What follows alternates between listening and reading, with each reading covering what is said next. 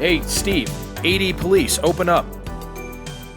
Oh, hang on. Let me just put on a belt. I'll hobble on over. Just a belt? Nothing else? Just you're wearing a belt and a bow tie, and that's it. What can I do for you? Oh my god. Hey everybody, we're back. We're talking more animes. Since our last time where we watched Bubblegum Crisis, we've decided to watch the two spin-off series that came out basically in and around the same time. AD Police from 1990 and Bubblegum Crash from 1991. Anyone who's listened to our previous podcast knows that Bubblegum Crisis was supposed to be 13 episodes. It ended prematurely after 8 because... It happens to lots of anime. Happens to lots of anime, only 8 inches, where the two companies, Artmic and Yomex, were just at each other's throats. Artmic was more the actual maker of the anime, and Yomex was more like a rights holder, but whatever. Artmic went rogue in 1991 to make Bubblegum Crash they didn't ask Yomex at all. They just did it, and then they got sued by Yomex, and then that ended after 3 episodes as well. It's unknown how many episodes Bubblegum Crash was supposed to be, but that's the story there.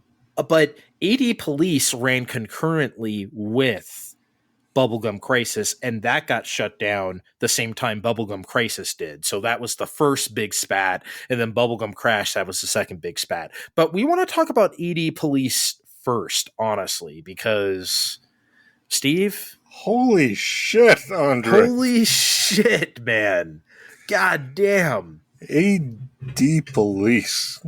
Oh, where do we begin? Well, let's just begin, huh? 5 years from now, by the way. Yeah, 2027. Almost said Bubblegum Police. Bubblegum Crisis is the year 2032, going into 33 and 34, but AD Police is 2027 because it is 5 years before that, because we follow Leon, our AD police cop from Bubblegum Crisis, who is, in his younger days when he was a normal police. That's what they're called. They're not just called police, they're called normal police. Well, he was normal police, but he was recently promoted to AD police, and he's a rookie in that sector, and oh boy.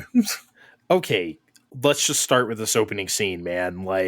So Leon is putting mini bullets into this fembot. Buckets of blood, mini bullets. He is shooting the hell out of her. It's clearly a robot, but there's blood everywhere. It's a lot. That immediately strikes a different route from Bubblegum Crisis. Bubblegum Crisis had its dark moments too, of course, and it was also violent, but this is already on another level. This is, woof. But, they're both rated R, but Terminator 2 is not John Wick. You know what I mean? There's a difference. we see Leon shoot out this robot in the beginning. There's a montage of other equally, I guess you can call them provocative scenes, because these are sex bots. You might recall from the other series that these were sexoroids, and that they were sexoroids. I cannot say that enough. Sexoroids. That is so stupid. Sexoroids. And this is what's going on. This is probably the reason why they were all taken off the market. They all probably go nuts after a certain point. Which culminates in this one shootout in a street with, I guess it's outside of a sex shop, but with the owner right there. Yeah, and this is a wild scene because, they're shooting these fembots, and, one of them steals, I think one of them takes the cop's gun and, starts shooting, filling him full of holes with this very creepy alien laugh. You remember that laugh, if you want to call it one? Somewhere between a siren and a laugh. Oh, it was... Oh, Jesus nothing Christ. Like anything in Bubblegum Crisis, that's for sure. Yeah, buddy, this is a whole nother level. This is AD Police, buddy. Put on your seatbelt. yeah, then like the Leon's partner, this female cop. Do you remember her name right now? I don't. Gina. Gina. She attacks the female cop, it gets pissed off, and basically like tackles her from behind and like rips off her tit. Like it's wild, man. And then like the white, like you know how like an alien, like the robots have like that white goo inside. I mean that happens Yeah. basically. Yeah, man. All set to like the very distinct like turn of the decade rock soundtrack. It is wild, buddy. We're only 5 years away from sex robots fighting the cops. Is this the future we want? Is cops getting killed routinely by sexeroids? Is this the future liberals want? Oh boy! Again, the fact that the non-AD police are called normal police, literally, and by the way, we watched this in Japanese because that's all we could find. This was on Tubi, and that's what they had, so that's what we watched. They're literally called normal police in Japanese as well. It's funny. It's so degrading. It's like, come on, man. Bunch of normies. Yeah, it's normie police. Just excellent. I gotta say, for a brief, speaking of of these distinctions, I honestly thought Gina was I guess sexteroid was the appropriate term, but it turns out it's just her arm that's mechanical, because there's this scene where she's coming on to Leon and Oh, and she's like she wants him to bleed a little bit, and she's not into any of that. no. Leon's just like, can we just fuck? Like, do we have to do the blood? It's kind of weird.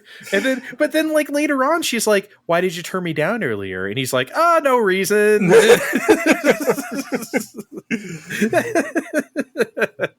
Oh man. It does act as fun foreshadowing for later, but we end up in a very seedy bar, even seedier than the seedy bar in that one Bubblegum Crisis episode, and it's seedier than Hot Legs. Even seedier than the not Hot Legs bar where they were meeting for that first round with the informant. That's right. And I gotta say, I'm just digging this whole aesthetic. Do you think they had more time? Did you think that they thought they had more time for more show here? Because I feel like they put more effort into the backgrounds and things here. They did. I think it's funny, right? Because like, I don't know if this was always planned to be 3 episodes. I mean, look, it works. It doesn't need to be any more than this. But like, I don't know, man. Like maybe. But I think Bubblegum Crisis has its moments of graphic violence, but 80 Police just does not hold back. Again, this is rated TV PG. I must say this again, as I did with Bubblegum Crisis. TV PG. I understand you probably can't upload anything to Tubi without a rating, so that's probably why they slap whatever on there. But it's amazing what a joke this system is. Like, I'm not saying the MPA is perfect, but they wouldn't allow this to be rated PG in a theater, right? Like, that would never happen. Not in the year of our Lord 2022, anyway. Anyway, but we're back to some of the vocal songs for BGM. I feel like these are just kind of pulled from Bubblegum Crisis, though. I didn't really recognize the songs like offhand, but or at least it's in a very similar style too, which is fine. But it's missing that direct connection with Pris. You know what I mean? The music in Bubblegum Crisis worked because Pris was the singer of those songs, and then you're missing that in AD Police. So it's just kind of music in the background, which is fine, but it's not quite the same. I mean, this isn't about Pris, so I guess it's something we have to. It can't all be about Pris, Andre. Why not? Have you seen her? Have you seen her tits? Okay, but have you seen Gina on that arm? I mean, oh man, that is something. So yeah, basically this is about the illegal recycling of sexeroids, sexy boomers, sexy booms. Basically, if you do it wrong, which guess what? There's any number of junk dealers that are willing to, just run a fly-by-night operation. It's going to fuck with their robotic little brains. And, oh boy, guess what happens? The one that, the brain of one that Leon shot earlier got put into another one and developed a fetish for dying. So,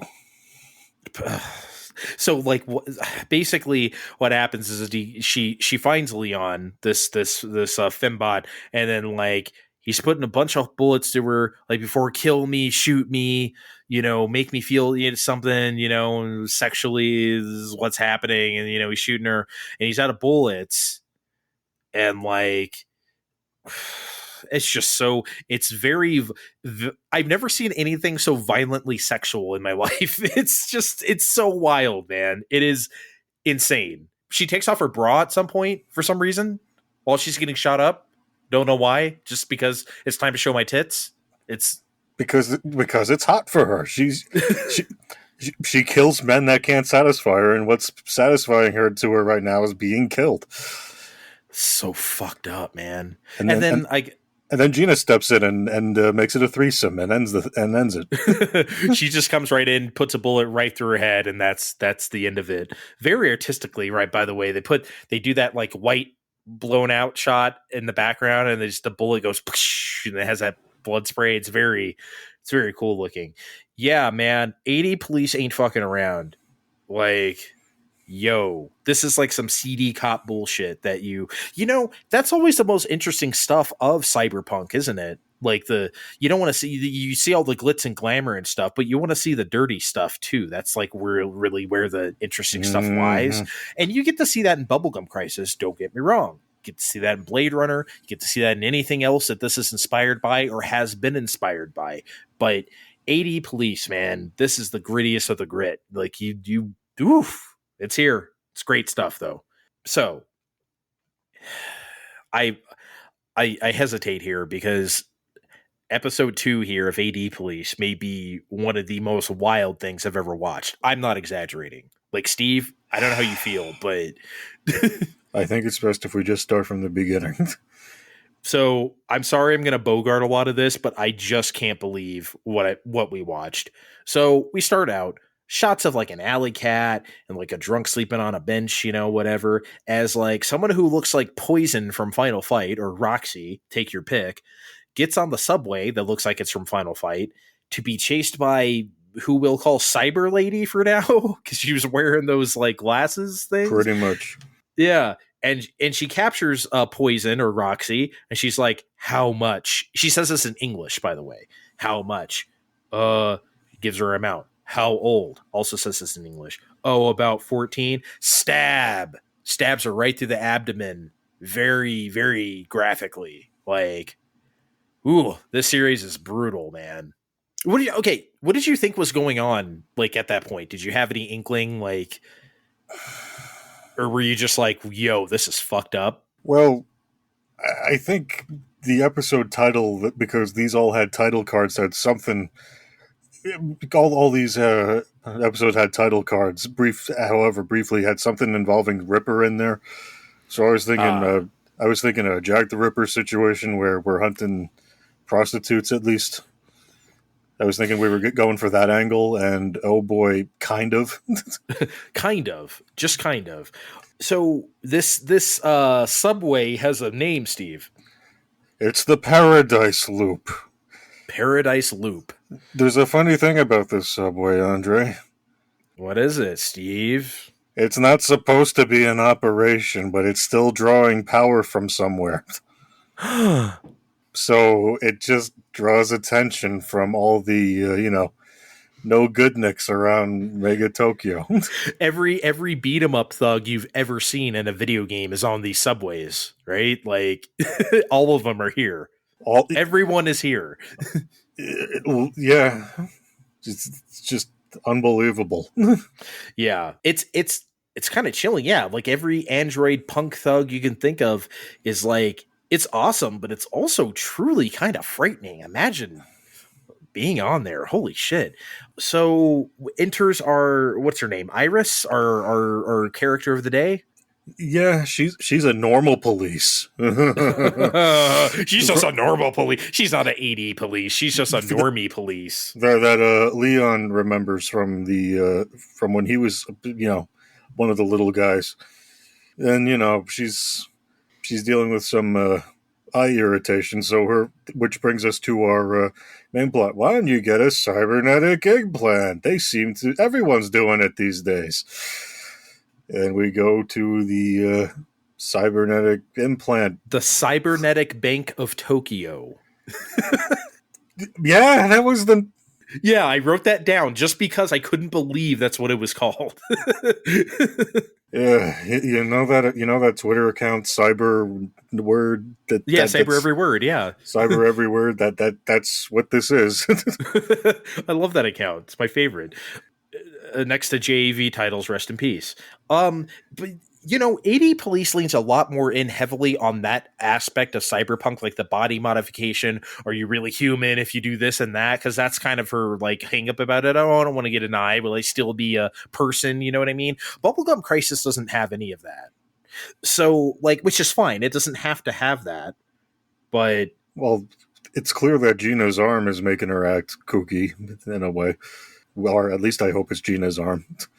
Yeah, it's like, they go into the bank and it's like, Leon sees Iris there. He starts telling her about the organs that the bank takes are just sold to rich people, chasing the fountain of youth. Oh, I need a new liver. I need a new heart. You know what I mean? Whatever. And she's like, whether you're human or not, if you have cybernetic parts and stuff. And it's just, look, that's been talked about a million times, but in the context of this show, it feels kind of fresh because one, this is 1990. It's not like those tropes were well worn at this point, so you have to remember that.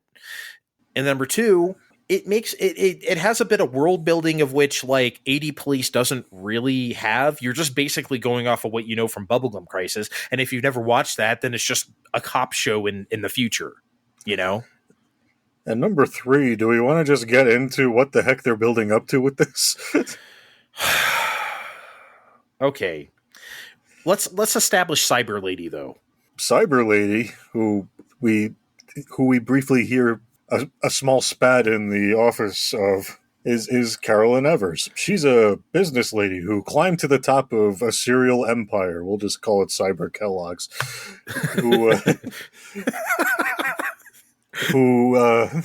Whose replacement internals are who are turning on her in unpleasant ways. I refuse to make any jokes.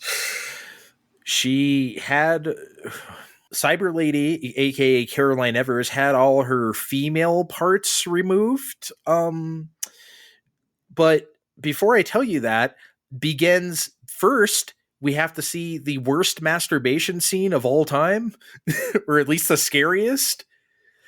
She starts having big time pain in her body there, and she gets down on all fours and starts wildly fingering herself up through her skirt just to calm herself down. And then when she has an orgasm, she becomes like a different personality. Like she switches on, a switch comes on from the orgasm, and she becomes someone else. Steve, what the fuck is this show? Well, haven't we all been in a situation where we got passed up at work because our male coworker made a chart of our menstrual cycles and God, I wish I was making this up. Yeah. Me too, but you're not. Go on. No, you got to go through with it now. So, that's when the replacement of the parts came in, but, they all still technically... Hold on. Why was he making a chart of her menstrual cycles? Oh, so he can get the promotion. So he can prove that her productivity slows down during certain points of the month, which is, something anyone will tell you is, not the case, but because it's an anime show and this set in this time. Oh yeah, we buy this. Here's the thing, though. We're in the year 2022 now. If we found out Google was secretly, I don't know how, recording women's menstrual cycles of women who work at Google, honestly, would you be shocked? Because I honestly wouldn't be. I'm serious. We may have just uncovered the secret of the century, so, Like, I mean, it's just Remember to give wild. to our Ko-fi account. Anyway, so like this male coworker that did this to her, she marries him. She marries the man who did this to her, and then this man cheated on her with a prostitute that he found on Paradise Loop. So now she wants to kill all the prostitutes on Paradise Loop. That's what she was doing down there.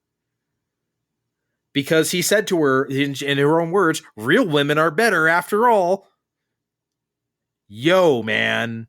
Like, and then so, like, the pain that caused her to, like, finger herself or whatever, I can't believe I said that. That's like the ghosts of her menstrual cycles just coming back to haunt her, like, really hard, I guess. Like a phantom menstrual cycle she still has. It's unbelievable that we're saying the words that are coming out of our mouths. We are. Look, man, I've watched a lot of anime, and so have you. I've seen a lot of wild shit. I've watched a lot of very out there shit. I've never seen anything like this. Look, I'm the kind of guy that likes to try to solve these whodunits as we go along, but none of this was on my bingo card. So, okay, let's get to this. Caroline Evers, aka Cyber Lady, is revealed to be what they call a boomeroid. So she's like 70% cybernetics. Yes. So you are considered not a human anymore if you have 70% or more. Is the law, I guess, or is going to become the law. Which comes into awful convenience when all these people are replacing themselves with parts for fun, huh? Yeah, I mean, like, so get an eye and get an arm, but don't get, your whole upper torso or something, or I don't know, man. Just wild shit. I would have liked to have seen more politics regarding the cybernetic this show has no time for that. This is like very strict, like half an hour blocks, unlike the previous OAVs. So, like, I don't know. I guess they didn't have time for that shit, but that is interesting to think about because Iris does, when she finds this out, Iris does go, what the hell is the difference between 69% or 71%? You remember that scene, right? So, Yeah. Always, I know it's a well-worn topic, but that's always something that gets me interested. So maybe personally, I would have liked to have heard some more of that, but I know we didn't have time. Well, you know who else decided she was done? Freaking Caroline Evers, who, just decided to end it in the subway station with the entire cast of Final Fight. She gets on the subway. She sees the cast of Final Fight. She takes off her clothes and she goes, "Have your way with me." And I guess they do off screen. And then eventually that derails the Paradise line. Yeah, derails the entire line. And I guess she's found there dead. So, whew. Oh my God, man. That was the wildest half an hour of anime I have seen. Like, and Iris decides, you know what, after all that, I'm going to get that eyeball after all. Yeah, she got it. And you know what? Good for her. I'm glad she did that, actually. I was kind of hoping she would. Because I was feeling like, they're going to, I'm not going to be human anymore. No, she wouldn't got it. So what? That's what I would have done. If we live in that time, I would have so many cybernetic parts. It'd be ridiculous. You need more than 2? I won't tell you which 2.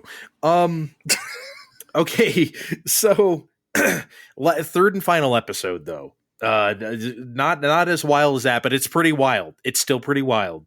We start out with this like jaunty music and like sepia toned intro of like boxing, of like old time like military shots almost, right? Like male bonding and sort of half ass like ragtime music. Well, yeah, it's a it's a montage for this guy who's head of an AD police squad who gets into an accident and, has his brain transferred to a boomer for police use. What the fuck can possibly go wrong? Nothing at all, Steve. Nothing bad will ever go wrong. But you know what? I don't think this is going to be a sex episode. At the very least, we're just doing the RoboCop sticking a brain in a robot episode. There is no way this is going to be sexual in any way, shape, or form. Nope. Never. Not at all. That would never happen in ED Police. I mean, Gina is already expressing concerns for the whole thing because she's part machine, and had a relationship with him back then. But I don't expect any real problems to occur with him on the Force. Do you? I mean, I mean, sure. There's a lady scientist who needs a promotion, and they're concerned about his performance. But, His performance. but there's not going to be any sexy times, are there? Is there, Andre? No, not at all. Said doctor definitely does not steal her way into RoboCop's chamber and grinds herself on RoboCop to orgasm for a very long extended scene. No, that does not happen at all, Steve. To improve his performance, of course. Anyway, it's the only way. It's the only way he can stay alive, right? Because he can't feel anything else. he must fuck to stay alive, even though he's, I don't know. Like, so they're arguing about like whether his human brain or his cybernetic parts are to blame for his deteriorating skills or whatever. And I'm like, this is RoboCop. This is just RoboCop. RoboCop is damn near my favorite movie of all time. It's fine that it's just RoboCop, and it's 1990. It's damn near time to rip off RoboCop. I mean, we can do worse than rip off RoboCop. We can rip off course. RoboCop 3, so they didn't do that. The PG-13 one? No, never, definitely don't take after that. Except RoboCop 2014 did exactly that, so whatever. Yeah, I didn't see it, but I'm not gonna. I saw RoboCop 3, though, and that was a mistake. That might be the first movie as like a child I was deeply disappointed in. Deeply. Like, anyway. Gina, Lady Cop, yeah, she's like, she's part machine herself, and she fucked him. She fucked Billy, I think his name is, right? Billy. The RoboCop, yeah. She fucked him when she was human. So, like, they have a history. That's fine. Oh, do you like how they showed his memories where they just, the excuse to just show Gina riding him, like on top, just show her tits? Yeah, it's like, just because we can't get away with not showing her tits. We got to do very, that. Oh, what's that stupid game? Ride to Hell Retribution. It was very one, but it was just slightly more. What's the word? Sensual than that. Yeah, but at least she was naked. They don't even take off their clothes and Ride to Hell Retribution. I did say slightly more. I think it's more than slightly, but okay, I guess we're splitting hairs here. But yeah, man, Lab Lady decides like to dry hump him in her own chair. She touches her tongue to his tongue, the only part of Billy that's still like flesh besides his brain is his tongue. Yeah. Well, what it comes down to is because he can't feel things, he's liable to turn, and the only other thing that makes him feel things other than these grind sessions is this drug they keep pumping into his brain or the tongue. I don't know where else would you pump, whichever organ. And I think there is scenes of him put it jamming it into his tongue. I think that's what he does. They like want to cut off the drug, or they can't get more of the drug, or he like illegally orders more of this drug. Something happens, and the AD police have to get involved. If it wasn't as graphic as this would be very after school special. Drugs are good for you, man. You should stop. Don't inject, even though you were 99.9% cybernetic, do not inject drugs into your tongue over and over until you lose your mind. Future drugs, future green vile drugs into your tongue. But even this, we're going to just expand from that right away, because the plan from on high is show him off to investors and then have him suddenly die in the line of duty. Boy, sounds like RoboCop. Yeah, point for point, doesn't it? So yeah, no, it's fine. It's not even a diss, really. I'm just saying, like, it's really uncanny, honestly. Billy's not too thrilled with this, so he goes on a rampage, shoots out a lot of cops, and he kills Dr. Lady too. He does kill Dr. Lady. Smashes her fucking head like a grape. It was so cool. I'm glad he got to kill Dr. Lady. She had it fucking coming. Yep. because even the sex wasn't doing it for her anymore or whatever that was. I mean, look, he doesn't have a dick, right? I mean, it's not like he actually gets to like. I mean, maybe he does. I don't know how this works when you become that way, but whatever. And then they do this whole thing. Gina confronts him, and he realizes his human part snaps back into place. He begs her to kill him, and she shoots him in the tongue. And then and then that's it. That's the end of AD Police. Holy shit, Andre. That was it. That was shoots him in the tongue. 3 episodes. Yeah.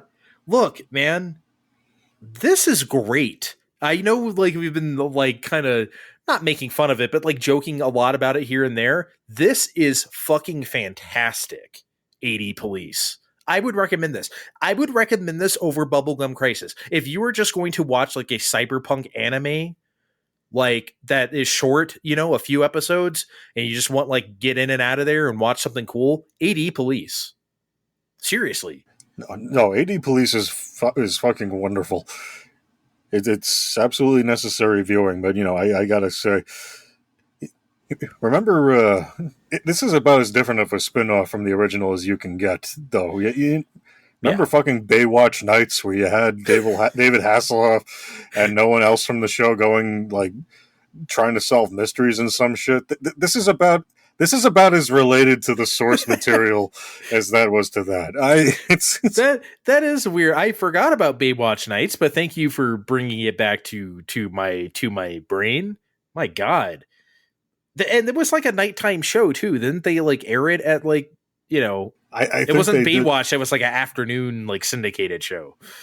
I'm just saying, aside from Leon and the Boomers, this could have been any sci-fi cop show. And I kind of wish they, marketed it to whatever marketing people as a different cop show, because I kind of wanted more than 3 episodes of this. Cream of the crop. Anybody can watch this. Divorce to Bubblegum Crisis. This is just an excellent show, Steve. And it's on Tubi, just like Bubblegum Crisis. Yes, it is on Tubi. Watch it for free with some very funny. I kept getting Crest commercials. I don't know why. And some Geico ones, but I just kept getting. Sometimes there would just be a black screen with the word Jeep with the Jeep logo on it that would pop on for 30 seconds at a clip. I'm like, okay, I guess I'll just head to my local dealership and I saw one of your ads the other day. It just said Jeep, so I was just wondering. What are you guys about? We'll be right back to talk about Bubblegum Crash right after this.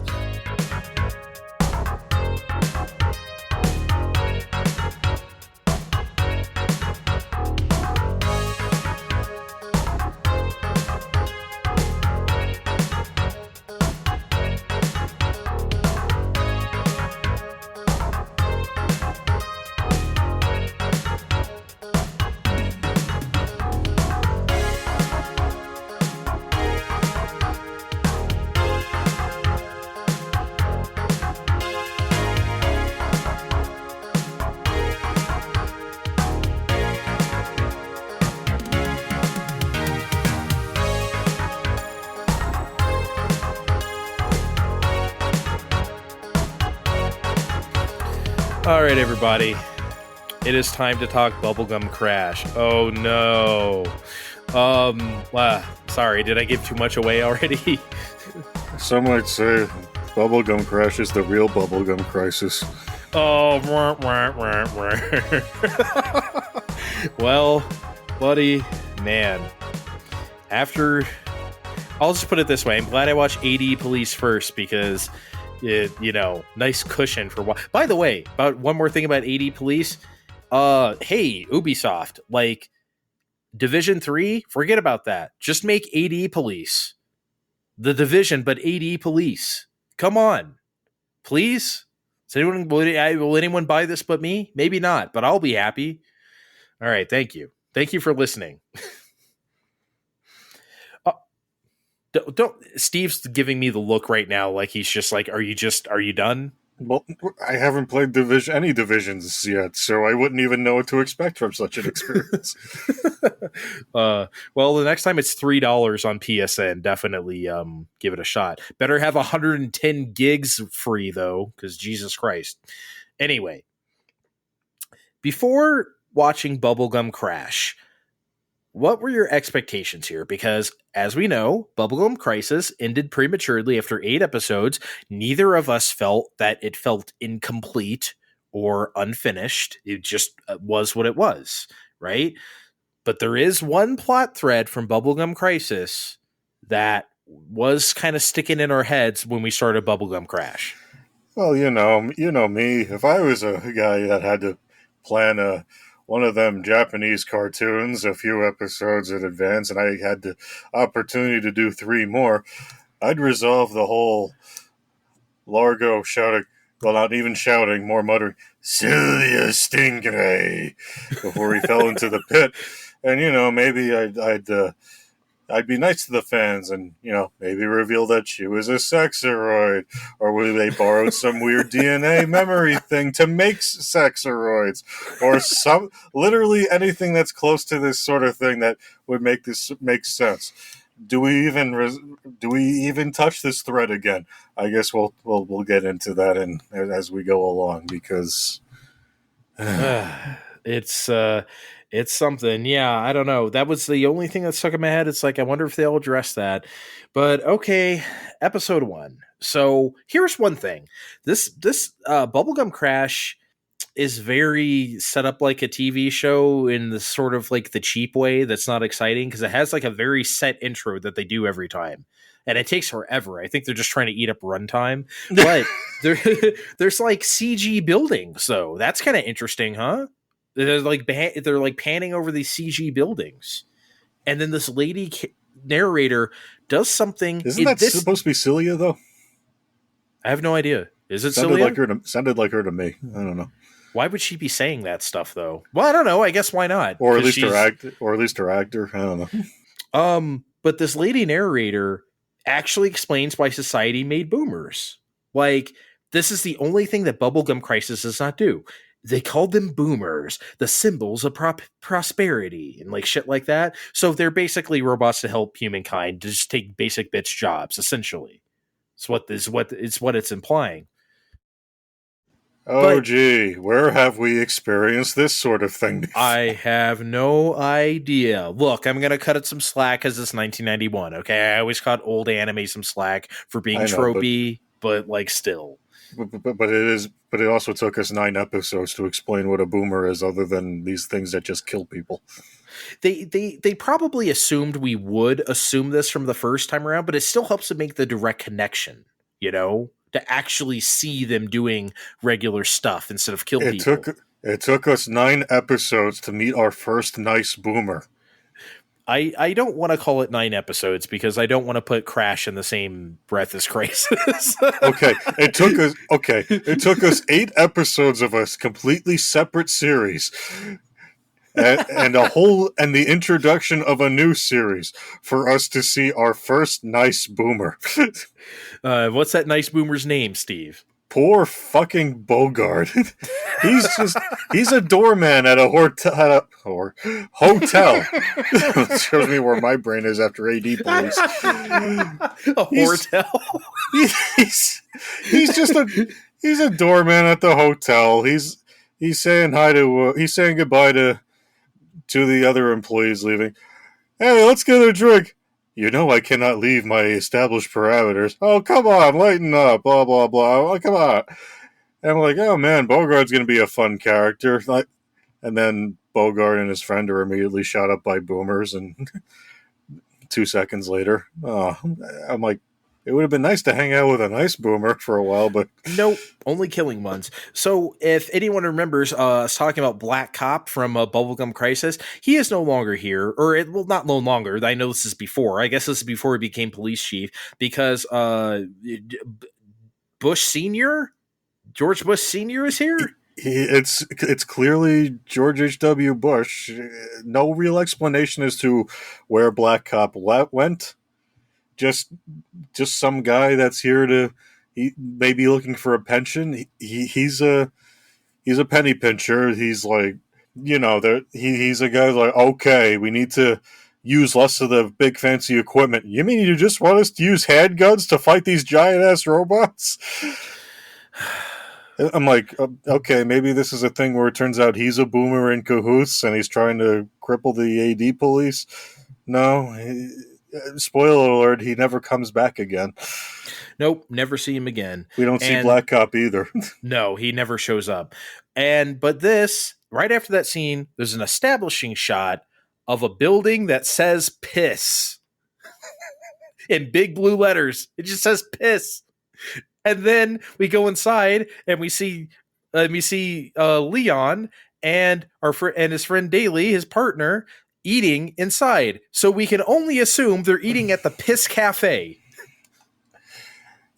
Where another helpful boomer isn't serving coffee right. I'm calling this another. Some would call this a nonviolence. I'm thinking this is an attempted attack on a cop because she's clearly just serving him just the coffee grounds in a mug, and he just takes a swig of it. Clearly, she was hoping he choked on it. And then racist Italian waiter who runs the Piss Cafe. And the society, it's been broken like this a lot lately. Stupid robots. Nobody wants her to work anymore.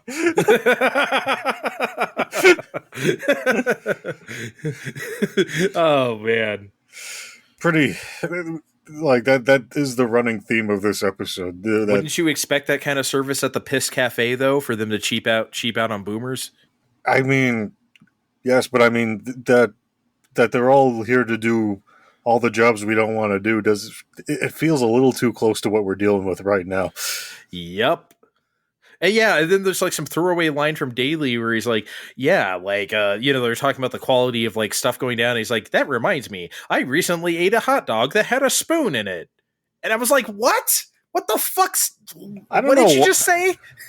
I don't know why, but I just imagined like the hot dog ended up having like remember those the small cocaine spoons from McDonald's? Like I'm just imagining that's what he found in there. Yeah. Only at the Piss Cafe, right? Do you have a jingle for this cafe? On the spot? Yeah, come on. I'm putting you on the spot. I like Piss Cafe. I like it a bunch. Because they're spoony hot dogs for my lunch. See? I knew you could do it. Oh my god. Yeah, like, do you like how they cheaped out at the they show the shooting range, but it's basically now just like a cyber shooting range. It's not like a real, they're not shooting real targets. It's just like some video game thing. Yeah, remember that? You ever play that arcade light gun game, Police Training or whatever that bullshit was? Yes. It was like one step below that even, because it's just LEDs and... And that's happening, right? And then we finally get back to Nene is sort of like we enters Nene in the scene, and then like the other lightsabers are nowhere to be found. But then we get our first glimpse of Pris in Bubblegum Crash, and she's in the studio. She's laying down these great vocals on this beautiful rock ballad. Basically, it's like she has a recording contract, but as we find out, it's just a demo. And it's like, oh, we really like your style or whatever. And then Lena's killing it on the cyber stock market, I guess, like trading and selling, I don't know what. And then it's I think she specifically said she's trading in securities. Okay. Which is, I guess the aerobics classes weren't, doing it anymore. I don't know. I thought it was weird. Like, this is from 1991, but it had like the shoot 'em up game Nene was playing at the bar had a very primitive font, like that computer font that said like "game over" that you expect. It almost looked like she was playing Afterburner for a second, but not. It's playing Afterburner too. Well, I guess she could be playing G-Lock or something more up to date, but it's just like that looks like from 1981, not 1991. But then the game screen becomes Celia for some reason. Hey, I'm talking to you. Hi. It's like, okay, that's creepy. So yeah, this is again, Bubblegum Crash is a bit more, just more anime and tropey, and much less of the details we've come to enjoy here. Because Celia entices, well, not entices, she invites Nene and tells him to get the other girls to her place, to her hotel. I've got a spread. I'm like, okay, anime food. That's fun to look at.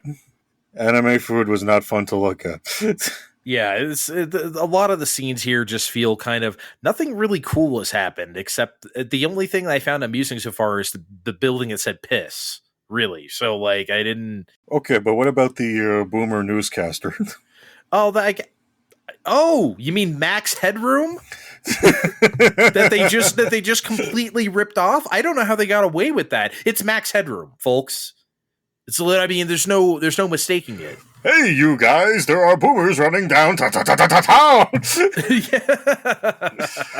So they are stealing trucks. Yeah, it's wild. It's Max Headroom. The same background and everything. Like it's. I don't know, man. But anyway, of course the Night Sabers need to get back for a job. So like, Pris's recording contract is a bunch of bullshit because they want her to wear like some frilly dress, and it's like, these aren't my songs. And she sees the dress, she's like, I'm not putting up with this shit. I'm not going to be some top 40 delight. And she storms out of there. At the same time, Lita's stock market goes bust, and whatever she was trading, maybe it was Luna. Hey, and then so that frees up everybody's shit to go back to being the Night Sabers again. How convenient. But then, okay, but here's the thing. After that happens, I dare you to tell me what happens in this episode, because I don't remember. I know the villain looked like Kano, basically. It's all I called him Kano. And that's it. I mean, who cares? I don't. There's this group called the Illegal Army. They fought in a war once, and they're joined up together again. They might be boomeroids or something, because they have a lot of parts of cybernetics, as we've explored in AD Police or whatever. But spoiler alert, none of this shit fucking matters after this, because even though they kill a bunch of them and arrest other ones and threaten, and the one threatens like, this is only the beginning of the army, we will bring more. None of this ever really comes up again.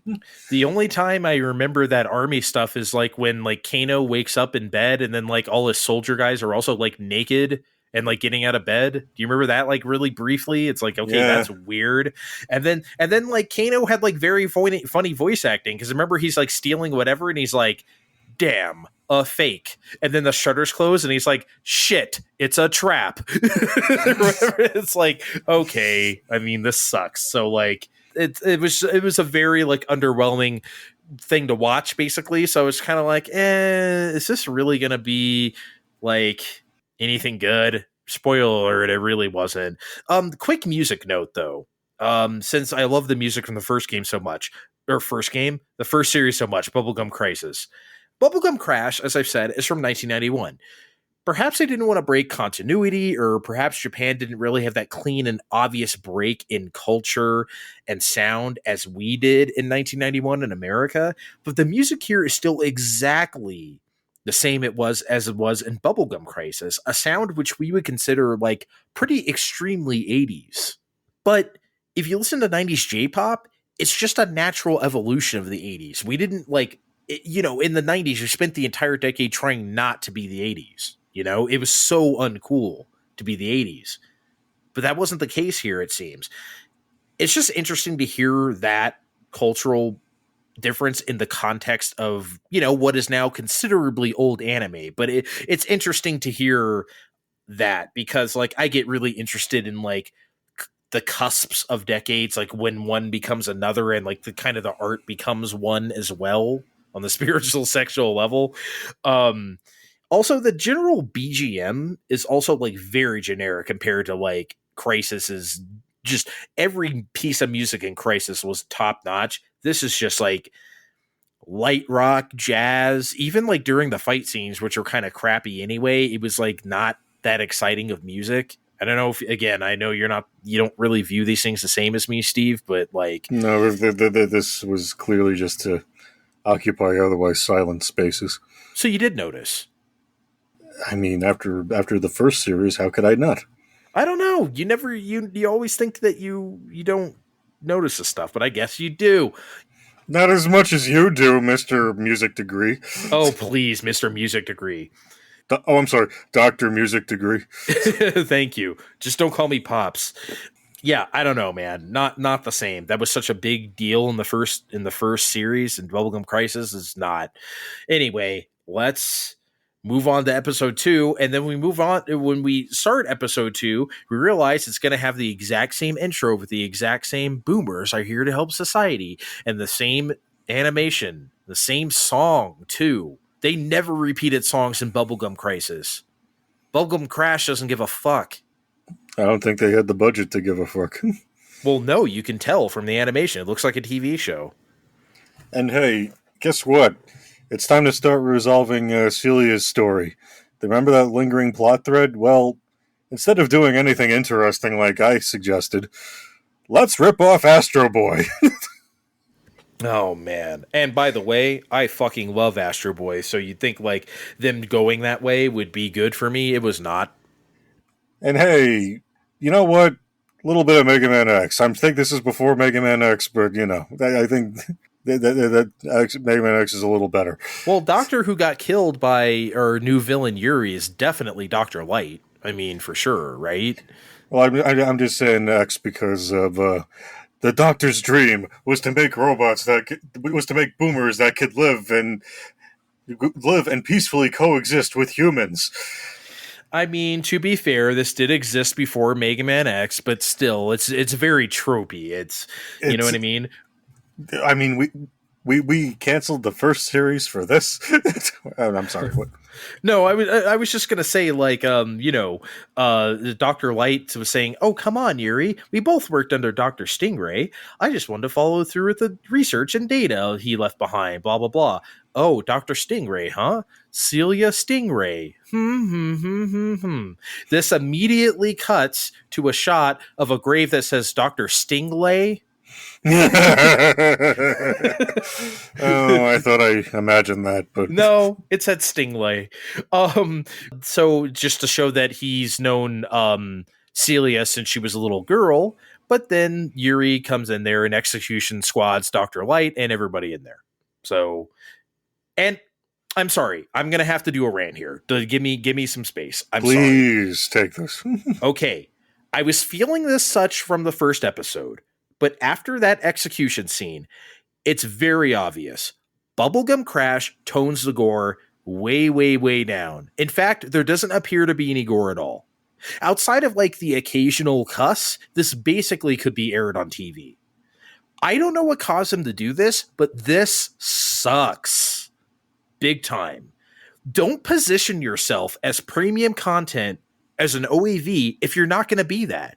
If you're going to be a TV show, be a TV show. Don't charge me $1 million for tapes, one by one, in the VHS era if you're not going to actually deliver the goods. Fuck off. Now, obviously, we're watching this on Tubi for free in the year of our Lord 2022, but still, I'm just imagining myself as a young anime watcher. I would have been pissed if I had bought this after I bought Bubblegum Crisis. Like, I'm sorry. Like, it was so bad fucking ass. Remember when we were talking about Bubble Crisis, it was so badass when Lena stabbed that guy at the end of episode 3, or Celia, I guess, with the RoboCop thing. You see the reflection of himself in his own blood. That was so fucking badass. It was such a cool moment. This Bubblegum Crash basically ensures you're not going to have any moment like that. It's just, I mean, now we just blew away someone like positioned to be with Celia at her dad's funeral, so obviously someone close to her, and there he is lying on the floor, like with a few marks of soot on his coat, basically. He basically looks like he's taking a nap. That makes no visual or emotional impact on anybody. It's sterile. It's generic. It's basic. And like violence level aside, something I really didn't appreciate until I watched Crash was how good the action, moment-to-moment action was in Bubblegum Crisis, how well they were directed. You don't have that in Crash, so you can't even lean back on that. I don't even remember anything that happened in the fight with Kano in the first episode. violence level aside. So like, fuck this. You know what I mean? Like, I think after that scene, that's where my brain snapped on Crash, where I was like, I was trying to give it a chance. But after that, I was like, fuck it. I'm sorry. I had to get that out of my system, but it's just bullshit, man. This could have been something cool and it wasn't. Speaking of things that could have been cool but weren't. What? So, much like the Astro Boy Mega Man we're very much ripping off, the Doctor had one last creation in storage.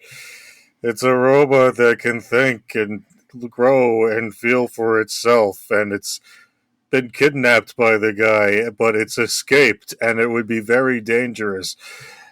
It's fucking Chappie, everybody. It's Chappie. 15 years, however many years before Chappie existed, it's fucking Chappie. He does everything Chappie does. He's not infantile, but he learns, he thinks, he talks, he interfaces with other boomers. Okay, you know what? Despite everything I just said, while you sat there politely and listened to me, there is one thing that was really cool about this episode. So, like, after Yuri gets yelled at by, like, Cyber Dr. Claw, you remember that shit where all, like, the monitors start blinking like crazy and this guy starts talking to him? That was wild, wasn't it? That was a cool visual. I have to admit that. Yeah. That was something. Yeah, it was really freaky. It almost makes you think you're losing your mind or something. And that weird, like, siren sound, that like, it was strange as hell.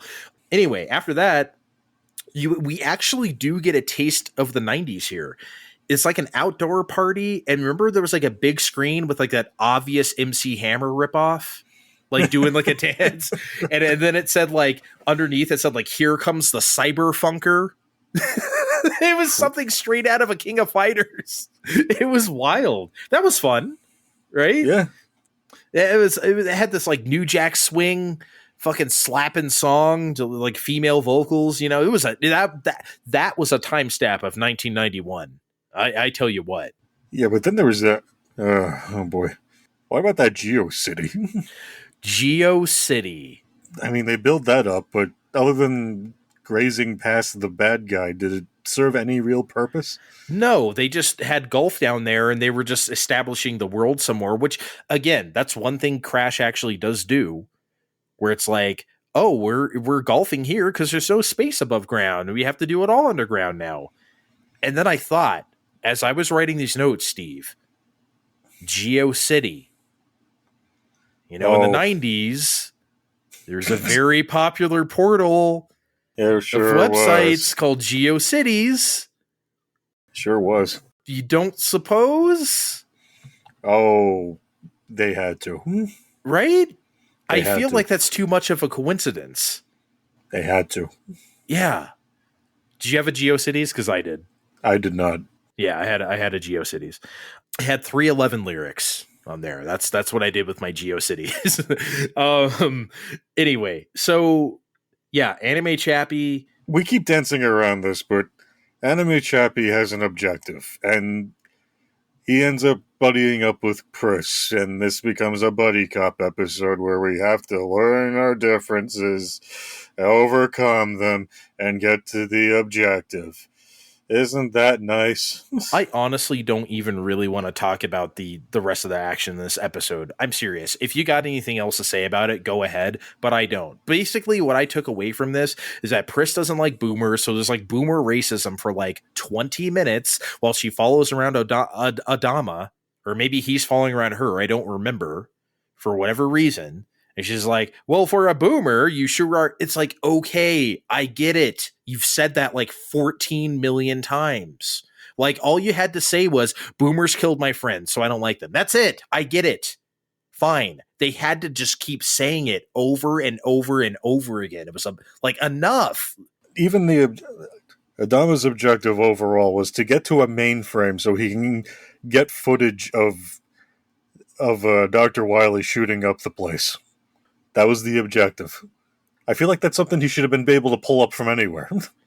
You would like to think so. There's no reason why he had to go to GeoCities. Yes, I'm going to call it that now, to go to do that. To bring up our tech talk from the last episode, like, What's going on with the internet that a robot has to walk around in person and go to a place to... That's it, huh? That's just it, actually. We should have thought about that when we were talking about Bubblegum Crisis before. The internet. They didn't foresee the internet. That's why the technology in this shit is so weird. But, bullshit action happens, but not before Adama is dramatically shot and killed, which is a thing anyway, which is lost anyway because Mick Bad Guy gets the data he wants on Adama anyway. I will never forget you, press. But I lose my memory on the deletion anyway. Dramatic explosion, end of the episode. Holy shit, this was a... I don't want to talk about this episode anymore. It just made me mad. Can we move on? Yes. I mean, honestly, I thought we were done resolving the plot points, but no, they figured, no. I guess we didn't resolve all the plot points enough, so let's fucking turn all the nice boomers that are left into mavericks. Also, because there's no internet, they also pass it on to each other by jacking on. You remember from Futurama where they just plug into you saw that too, right? Where they just plugged into the other boomers and they just passed it along. It's my favorite episode of Futurama because I didn't understand the show. I didn't think it was funny until I saw that episode. That made me laugh my ass off. The jacking on, are you jacking on in there? The whole bit.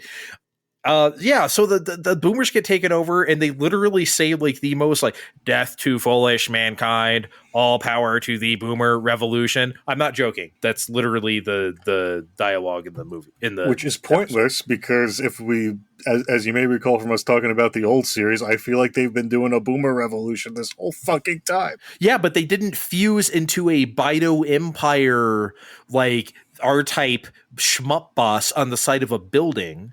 So like the Nightsabers have to get into their shmup ship and like shoot it down because that was, we haven't done that yet. That was new, right? Bubblegum Crash is giving us something new. Yeah, I guess they become this giant mass that's a mix between Bido and Sinistar. It's like,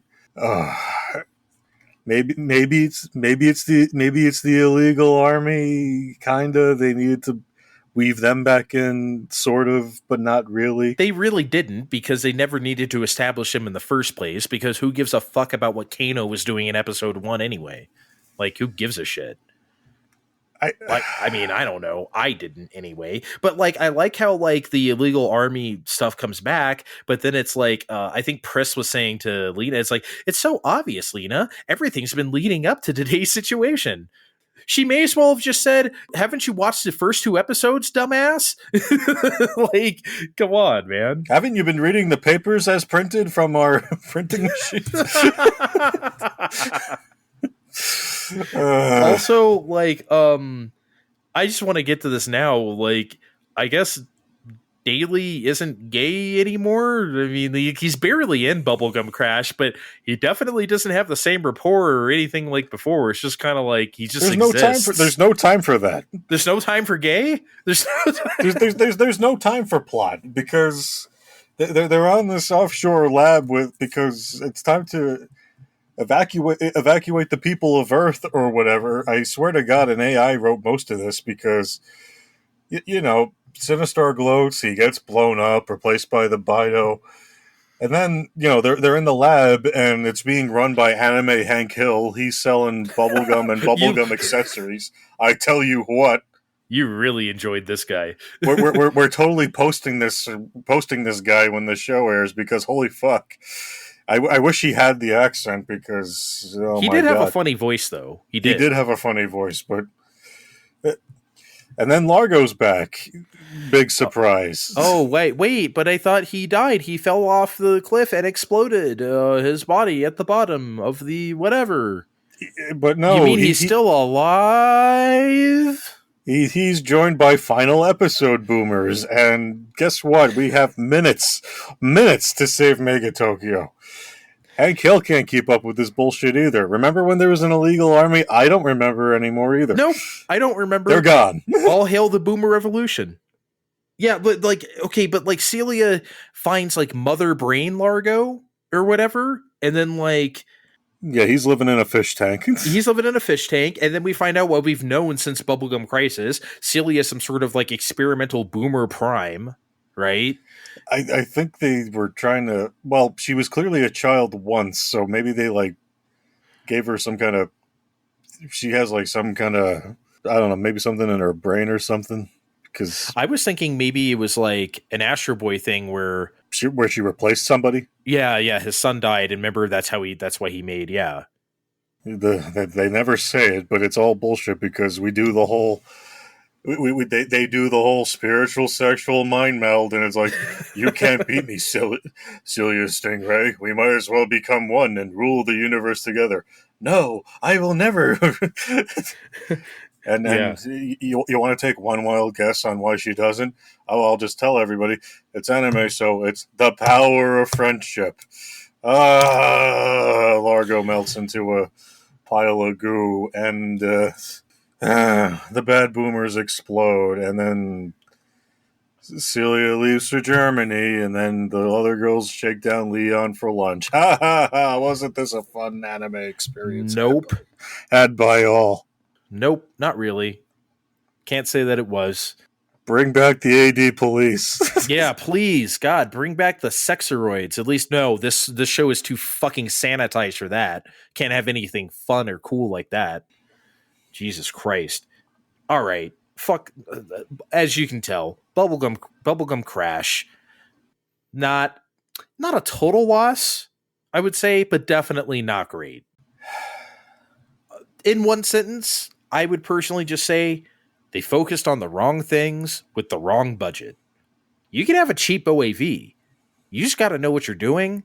They didn't really know what they were doing because they were making this rogue behind Yomex's back.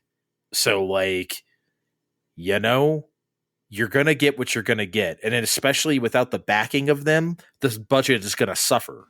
I just feel like this could have gone a lot better than it did. Like, if you had three more, like I said, 3 more episodes, I would have focused on the one lingering plot line instead of throwing out all these red herrings and all this other bullshit that they felt they needed to throw in. Maybe it's just because AD Police, which I also watched before watching Crash, just gave me a taste of what could have been for any of this. But Crash isn't it. It's not the worst thing I've ever seen, but it doesn't have the charm of Crisis, and it doesn't have the sheer brutality of AD Police either. It's just anime. It's only anime. For someone who, I mean, look, for someone who wasn't here for the plot in the first place, I didn't need closure on that whole Celia Stingray thing from Bubblegum Crisis. I didn't care that much. So, like, I mean, honestly, I already surmised what it was anyway. Like, it was exactly what I thought. So, like, whatever. I don't know. Who cares? I mean, which is fine, but if you're not going to bring any of the fun stuff from Crisis with you, I will say this, though. If you... piss building. If you... the piss building is honestly the star of Bubblegum Crash, isn't it? Piss building. It does show up in episodes 1 and 3. Yeah, it's not in 2, but that is the true character. Look, I would say this though: if you have watched Bubblegum Crisis, I would recommend Bubblegum Crash. Still, I would recommend that you watch this. It does further some stuff. It's not, like I said, it's not a total loss. But if you've already watched Bubblegum Crisis, you may as well watch this. I cannot recommend it on its own. AD Police, I would recommend to anybody for any reason, no matter what you've watched. I would never recommend Bubblegum Crash to anybody unless you really want more Bubblegum Crisis. That's it. That's a fair assessment, but I don't think I'd be watching Crash again. Well, would you watch this, though? As you may or may not know, in 98, all the legal issues finally got resolved, so they started making stuff in this universe again. In 98, they did Bubblegum Crisis Tokyo 2040, which is like a 26-episode like TV anime. And then in 99, they did like a 13-episode anime on TV for AD Police. So these things did come back. Now, look, they aren't OAVs, they're for TV, so we're not going to get that same, I don't know, just because it's on TV doesn't mean it can't be good. But I don't know. Or would you be interested in watching these sometime? Oh, just twist my arm, why don't you? We'll just tell everyone, join us at an indeterminate date for both of these. I mean, we'll have to find them first. I did a little precursory searches, so not on any streaming. We might have to share some expensive DVDs or look on the Pirate Bay or something. But we'll have to do something. All right. Well, that's about all I want to talk about. Bubble. Are you sure we can't talk about 80 Police some more? There's only 3 episodes. That was a lot more fun. I wish we could. Remember 45 minutes ago when we were happy? I wish we can go back to 45 minutes ago too. All right. I think I was slightly happier then. All right. I'm sure you guys have had enough of us, so we're going to leave. Thanks for listening. Find Time Podcast on Twitter. You guys know that already, I'm sure. Look in the description of this podcast for more links. See you next time. Bye. Boobies.